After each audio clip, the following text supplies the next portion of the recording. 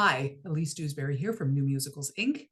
And I'm starting the 6th year of my monthly video blog, How to Get No Feedback from Elise.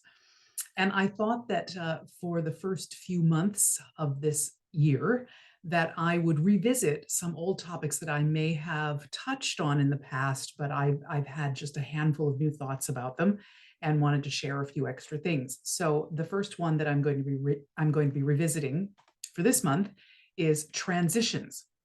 So when I talk about transitions, I mean literally how you get from one scene to the next when you're writing your musical. And I often give people a lot of feedback about transitions because I've been finding that there are many people out there writing musicals who still tend to write their scenes as if they're in a more old-fashioned style of musical production than I think we have today. So, back in the old days, you'd have a scene, and when the scene ended, the lights would go down and it would be dark for a second. Maybe we'd hear a little shuffling around, maybe there'd be a little transitional music, and eventually when the lights came up, we'd be in a new scene. And by then, the furniture will have been moved, and the actors, if they need to be in the next scene and it's a different time or something, they might have been able to do a quick change or something like that. And that was very common. Sometimes people would chat during the transition, or you'd check your program to see how many songs were left in the act and how long you had to wait till intermission, et cetera, et cetera. But that really is not how things are produced these days. I often, this is a slight sidebar, but I often also see people mention, when the curtain rises. Well, the fact of the matter is there are still places where that kind of theater is being done. But in general, most people who are producing shows these days, there, generally speaking, isn't a curtain. Some theaters still have curtains, but many don't or don't use them. But more to the point, transitions are much more fluid and much more cinematic than they used to be. And usually what's going to happen is while one scene is ending, the next scene is starting, and there's very little gap in between. Sometimes, the lights will come down on one scene as they're rising on another part of the stage, so that there's a continual flow that doesn't stop and remains very cinematic and very, very fluid. Now, here's what that means to you if you're writing a musical. How can you make sure that your transitions can be fluid? So if you think about it, what you want to do, I think, is go through anything that you're writing or outlining or working on and look at what happens at the very end of a scene, who's on stage, and then who needs to be on stage at the beginning of the next scene. So if your lead character is at the very end of a scene, and then they're meant to be at the top of the next scene, but it's 3 days later, and they're in a different location. So that means, in the old days, the lights would go down, your actor would run off stage and do a quick change while they changed the furniture, and then your actor would come back on stage and the lights come up, and it would be, the character would be in a different outfit in a different set.